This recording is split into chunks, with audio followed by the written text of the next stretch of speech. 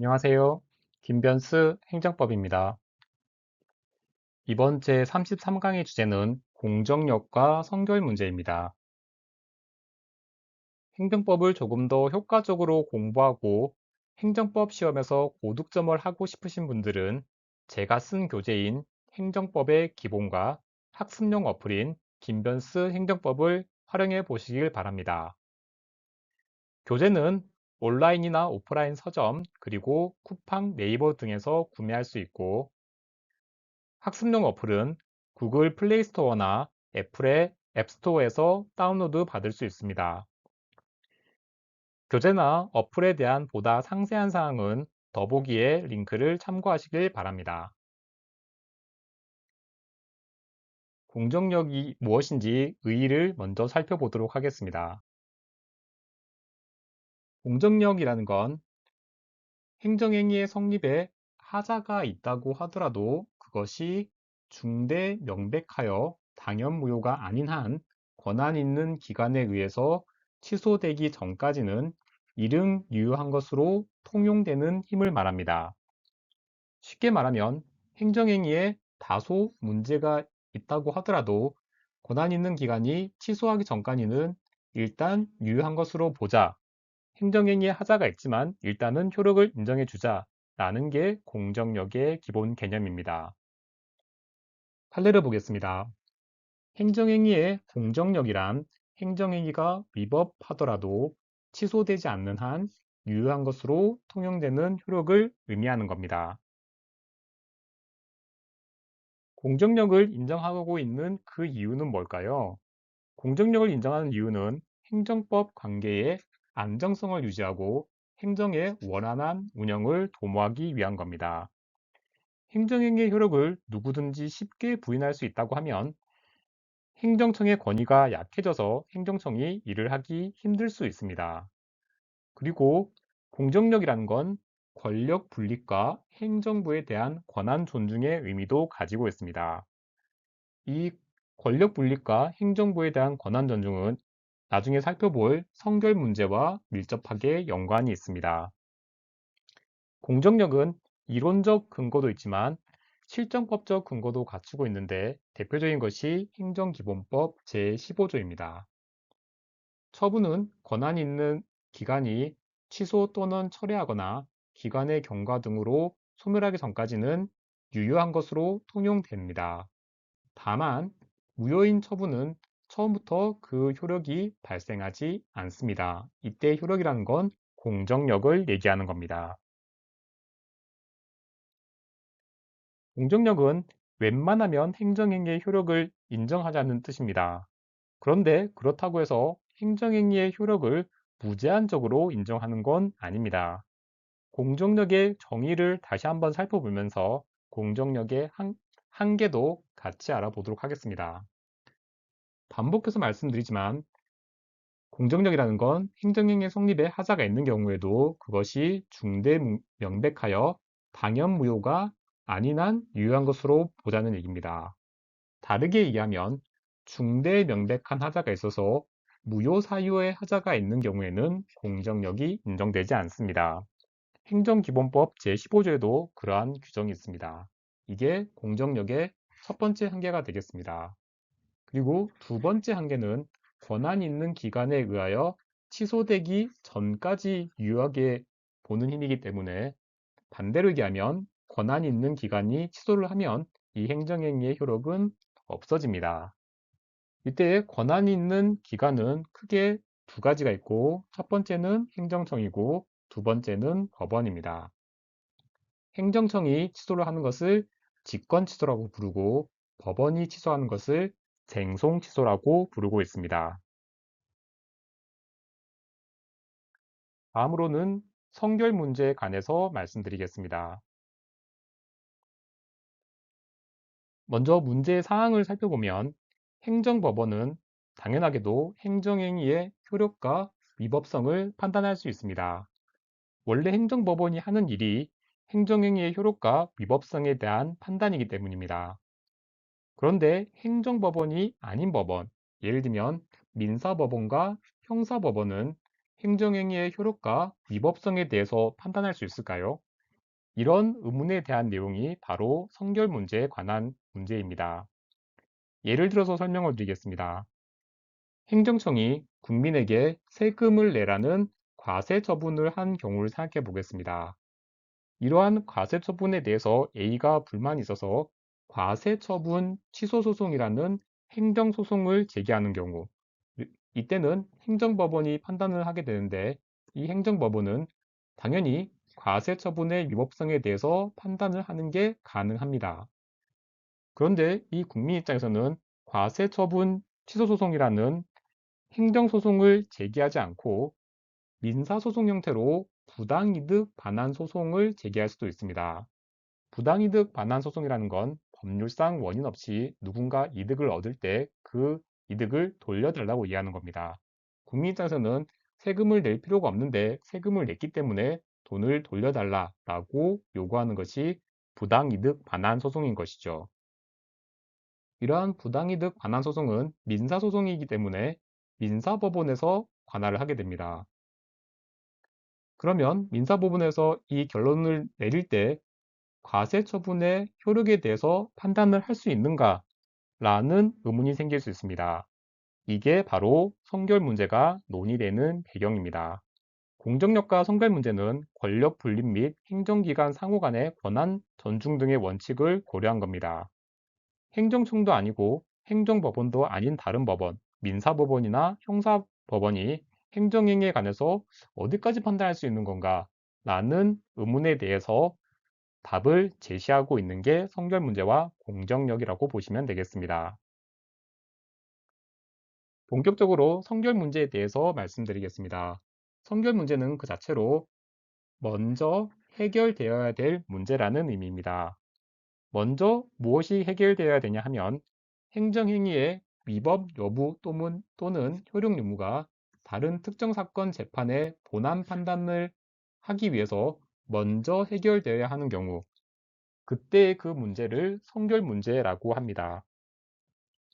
앞에서 예를 든 사례를 보면 부당이득 반환 청구 소송에서 민사법원이 부당이득인지 아닌지를 판단하려면 과세 처분의 효력이 있는가를 먼저 판단을 해야 부당이득 반환 청구 소송에서의 결론을 내릴 수 있습니다. 그러니까 이 과세 처분 효력 유무가 성결 문제가 되는 것입니다. 성결 문제는 유형을 크게 두 가지로 나눌 수 있는데, 첫 번째는 효력 유무가 쟁점인 경우이고 두 번째는 위법성 여부가 쟁점인 경우입니다. 그리고 사건의 종류에 따라서 구분을 하면 민사사건과 형사사건으로 나눌 수 있습니다. 그래서 각각의 경우를 두 가지씩으로 하면 전체적으로 네 가지 종류가 문제가 되는데, 민사사건에서 효력 유무가 쟁점이 되는 대표적인 사건은 부당이득 반환 청구 소송이 있습니다. 그리고 민사사건에서 위법성 여부가 쟁점인 사건은 국가배상 청구 소송이 있습니다. 형사사건으로 넘어가 보면 형사사건에서 효력 유무가 쟁점인 사건은 무면허 운전죄 사건이고 위법성 여부가 쟁점인 사건은 시전명령 위반죄가 문제되는 사건입니다. 구체적인 소송의 특징은 조금 더 상세히 말씀을 드리겠지만 이 정도의 표는 외워두시면 나중에 문제를 풀 때 조금 더 쉽게 해결할 수 있습니다. 성결 문제에 대한 판단 가능성을 살펴보겠습니다. 성결 문제에서 가장 중요한 부분은 민사법원이나 형사법원이 행정행위의 효력 유무나 위법성에 대해서 판단을 내릴 수 있느냐라고 말씀을 드렸습니다. 이 부분에 대한 답을 하기 전에 공정력의 정의를 먼저 생각해 보면 좋겠습니다. 공정력이라는 건 취소되기 전까지는 유효하게 보는 힘이라고 말씀을 드렸고, 결국 성결 문제는 효력에 관한 문제라는 걸 알 수 있습니다. 효력 유무와 위법성 여부는 다른 차원의 개념이기 때문에 행정행위의 경우에 위법하다고 해서 효력이 있는 경우가 생길 수 있습니다. 따라서 행정행위의 위법성이 쟁점인 사안에서 행정행위가 위법하다고 판단을 하더라도 효력이 부인되는 것은 아니기 때문에 공정력을 침해하는 건 아닙니다. 그래서 행정행위의 위법성이 쟁점인 사안에 대해서는 위법하다고 판단해도 공정력 침해가 아니기 때문에 효력을 부인하는 것이 아닌 것이죠. 그에 반해서 효력 유무가 쟁점인 경우는 다릅니다. 민사법원이나 형사법원은 공정력 때문에 원칙적으로 행정행위의 효력에 대해서는 판단을 내릴 수가 없습니다. 그에 대한 권한이 없기 때문입니다. 하지만 예외적으로 민사법원이나 형사법원도 행정행위에 대해서 효력이 있는지를 판단할 수가 있는 경우가 있는데 그건 무효사유인 경우입니다. 앞서 말씀드린 것처럼 무효인 행정행위에 대해서는 공정력이 발생하지 않기 때문에 무효인 행정행위에 대해서는 효력 유무에 대해서 판단을 할 수가 있는 것이죠. 이어서 구체적인 사례를 바탕으로 조금 더 상세하게 설명을 드리겠습니다.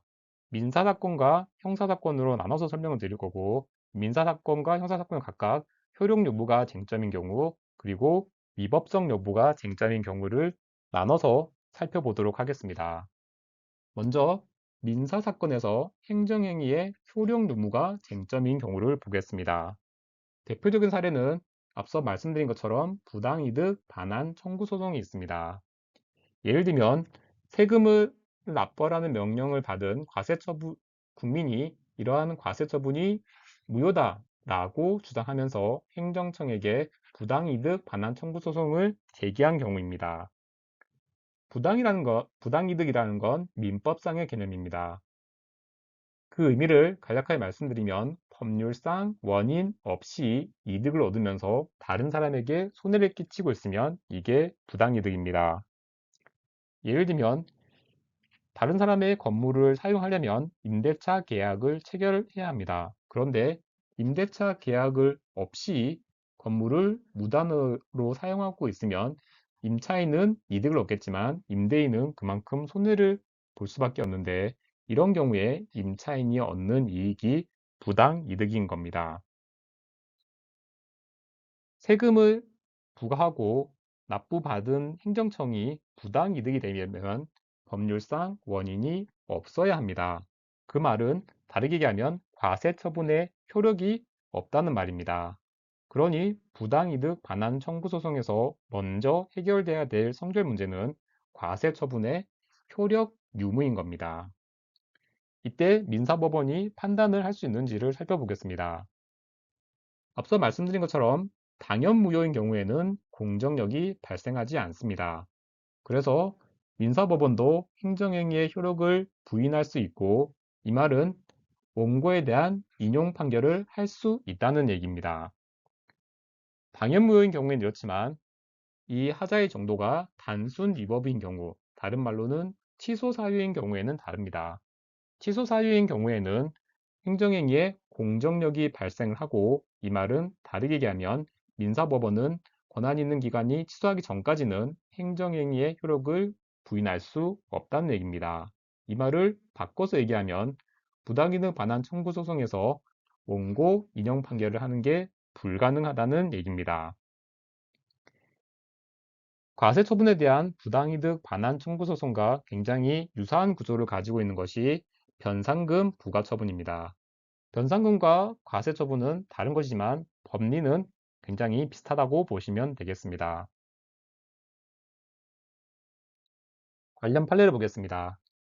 민사소송에 있어서 어느 행정처분의 당연무효 여부가 성결 문제로 되는 때에는 이를 판단하여 당연무효임이 전제로 판결할 수 있고 반드시 행정소송 등의 절차에 의해서 그 취소나 무효 확인을 받아야 하는 것은 아닙니다.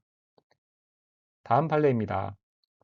과세 처분이 당연무효라고 볼 수 없는 한 과세 처분에 취소할 수 있는 위법 사유가 있다 하더라도 그 과세 처분은 행정행위의 공정력 또는 집행력에 의하여 그것이 적법하게 취소되기 전까지는 유효하다고 할 것이기 때문에 민사소송 절차에서 그 과세 처분의 효력을 부인할 수는 없습니다.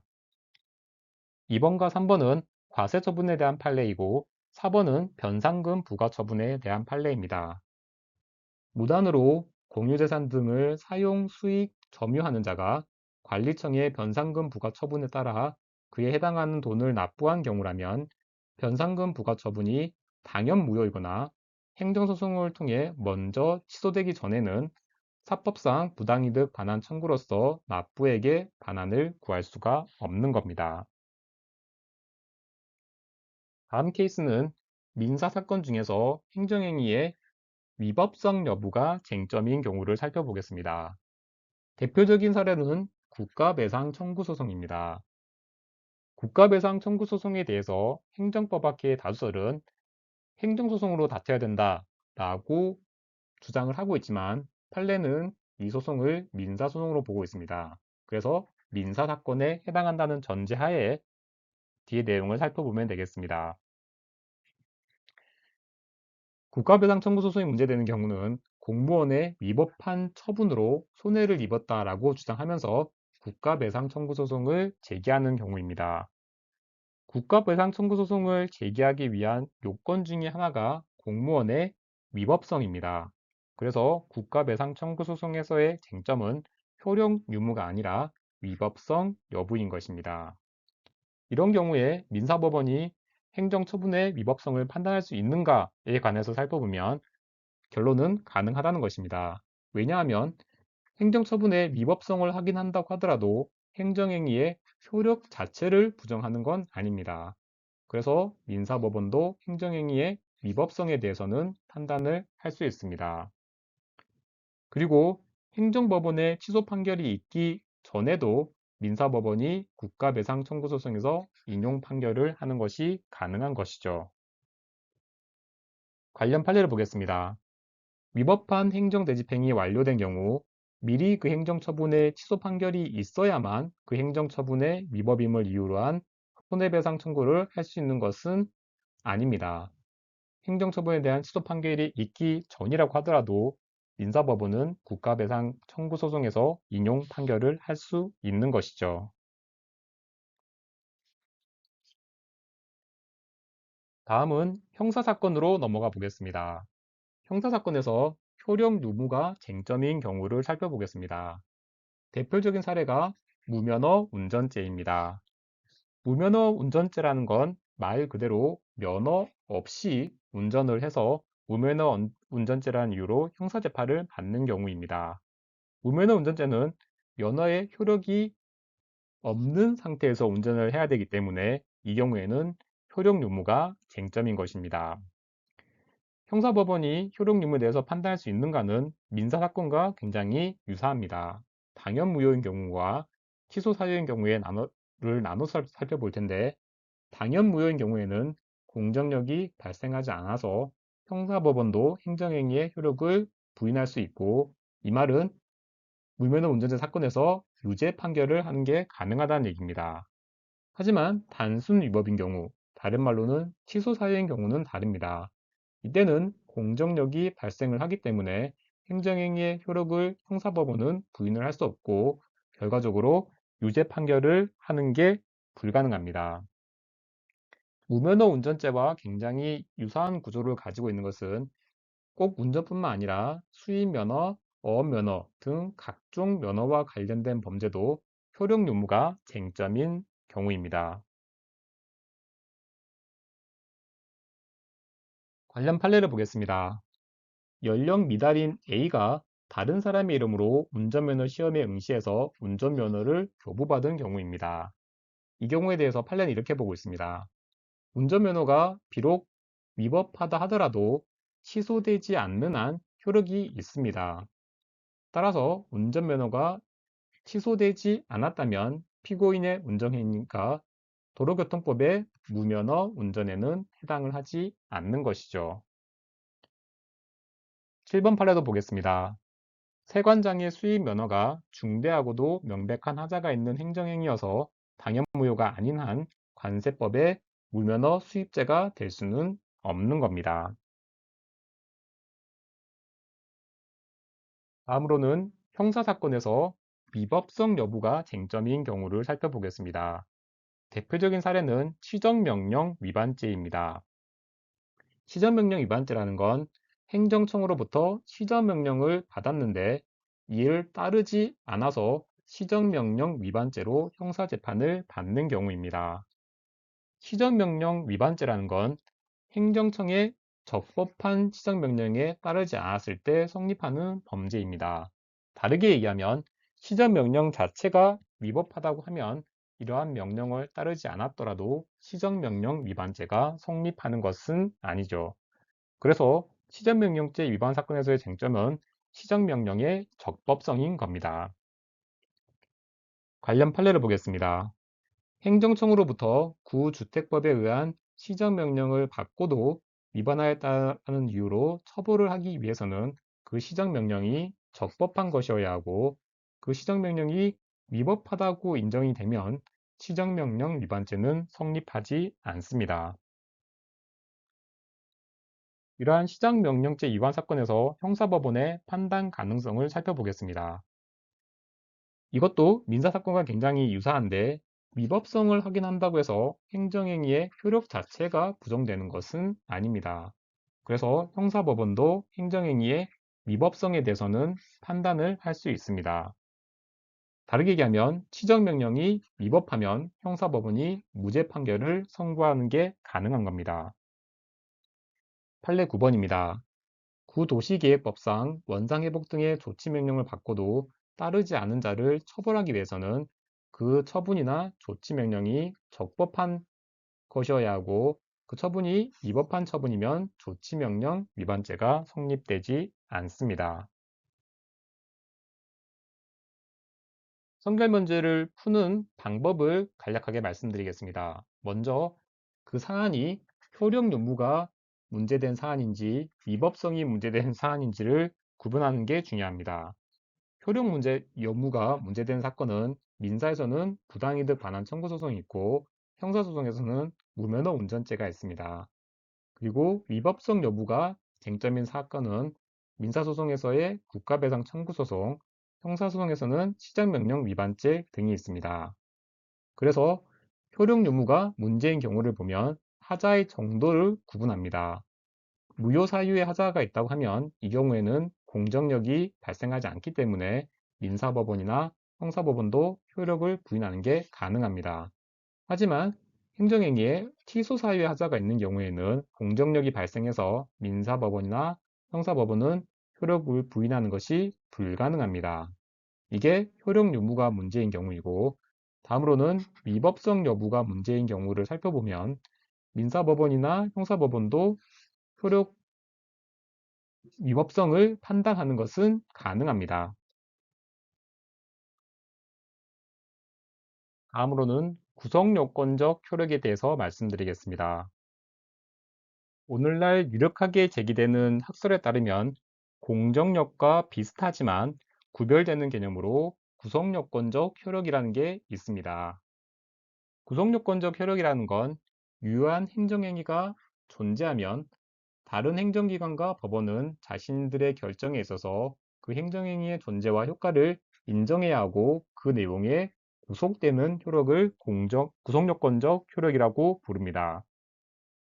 공정력과 구성요건적 효력은 비슷하지만 약간의 차이도 있습니다. 먼저 이론적 근거가 다릅니다.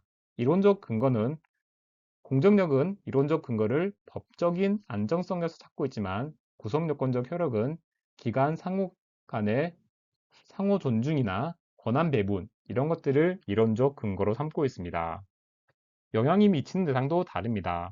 공정력은 행위의 상대방과 이해관계인에게 미친다고 보고 있지만 구성요건적 효력은 다른 행정청이나 법원 이렇게 효력을 미친다고 보고 있습니다.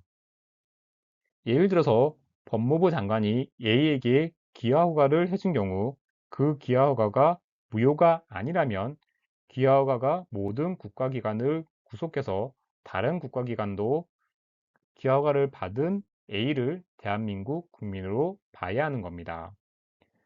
구속요건적 효력과 공정력을 구별하는 견해에 따르면 선결무죄라는 건 공정력에 관한 사항이 아니라 구속요건적 효력과 관련된 문제가 됩니다. 판례는 어떨까요? 학설 중에는 구성요건적 효력과 공정력을 구별하는 경우도 있지만 판례는 그렇지는 않습니다. 공정력과 구성요건적 효력을 별도로 구별하지 않고 공정력이 행위의 상대방뿐만 아니라 다른 행정청이나 법원에도 발생한다고 보고 있습니다. 기본적으로는 앞서 말씀드린 것처럼 공정력에 기반해서 선결 문제를 보면 되지만 구속요건적 효력이라고 해서 공정력과 다른 개념으로 보는 경우도 있다. 이 정도로 정리하시면 되겠습니다.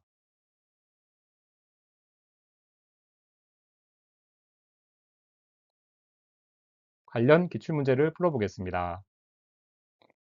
1번 공정력은 경우에 따라 무효인 행정행위에도 인정된다. 공정력의 한계에서 말씀드렸었는데 무효인 행정행위에 대해서는 공정력이 발생하지 않습니다. 1번은 틀린 지문입니다. 2번 민사소송에 있어서 행정처분의 당연 무효 여부가 선결 문제로 되는 때에는 법원은 이를 판단하여 당연 무효임을 전제로 판결할 수 있고 반드시 행정소송 등의 절차에 의하여 그 취소나 무효 확인을 받아야 하는 것은 아니다. 1번과 마찬가지로 무효인 행정행위에 대해서는 공정력이 발생하지 않아서 효력을 부인하는 것이 가능합니다. 2번은 맞는 지문입니다.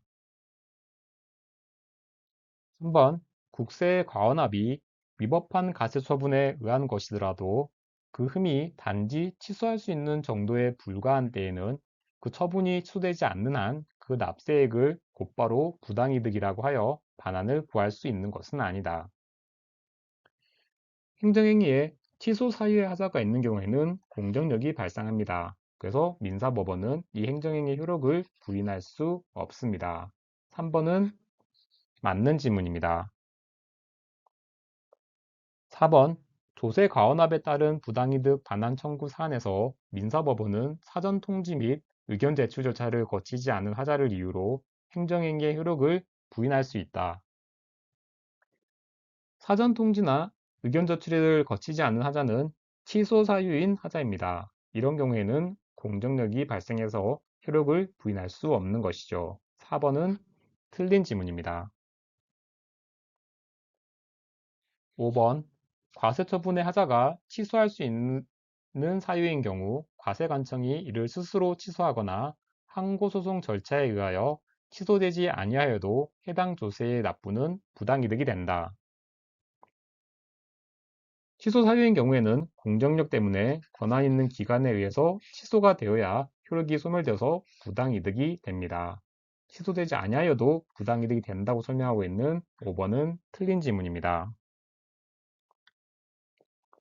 6번 위법한 행정대집행이 완료되면 개고 처분의 무효 확인 또는 취소를 구할 소의 이익은 없다 하더라도 미리 그 개고 처분의 취소 판결이 있어야만 그 개고 처분이 위법임을 이유로 손해배상 청구를 할 수 있는 것은 아니다. 민사법원도 행정행위의 위법성에 대해서는 판단할 수 있기 때문에 개고 처분이 위법하다는 이유로 손해배상을 청구할 수 있습니다. 6번은 맞는 지문입니다. 7번 영업허가 취소 처분으로 인해 손해를 입은 자가 제기한 국가배상 청구 소송에서 법원은 영업허가 취소 처분에 취소 사유에 해당하는 하자가 있는 경우에는 영업허가 취소 처분의 위법을 이유로 배상 청구를 인용할 수 없다. 위법성이 문제가 된 국가배상 청구 소송에서는 민사법원은 위법성에 대해서 판단을 할 수 있습니다. 취소 사유에 해당한 하자가 있는지 아니면 무효 사유인지를 가리지 않고 위법성에 대해서는 판단할 수 있기 때문에 7번은 틀린 지문입니다. 8번 행정청이 침해적 행정처분인 시정명령을 하면서 사전 통지를 하거나 의견 제출 기회를 부여하지 않아 시정명령이 절차적 하자로 위법하다면 그 시정명령을 위반한 사람에 대하여는 시정명령 위반죄가 성립하지 않는다. 시정명령 위반죄가 성립하려면 시정명령이 적법해야 됩니다. 그래서 위법한 시정명령에 대해서 위반하더라도 하더라도 시정명령 위반죄는 성립하지 않죠. 8번은 맞는 지문입니다. 9번 연령 미달의 결격자가 타인의 이름으로 운전면허 시험에 응시 합격하여 교부받은 운전면허는 당연무효가 아니라 취소되지 않는 한 유효하므로 피고인의 운전행위는 무면허 운전에 해당하지 않는다. 타인의 이름으로 운전면허를 응시한 경우에는 취소 사유의 하자가 있습니다. 이런 경우에는 운전면허가 권한 있는 기간 내에서 취소되지 않는 한 무면허 운전죄가 성립하지 않습니다. 9번은 맞는 지문입니다. 10번 행정행위의 효력으로서 구속요건적 효력과 공정력은 이론적 근거를 법적 안정성에서 찾고 있다는 공통점이 있다. 공정력은 이론적 근거를 법적 안정성에서 찾고 있지만 구속요건적 효력은 권력 분립에서 찾고 있기 때문에 이론적 근거를 달리합니다. 10번은 틀린 지문입니다. 영상을 시청해 주셔서 감사합니다. 영상이 도움이 되었다면 구독, 좋아요 부탁드리겠습니다.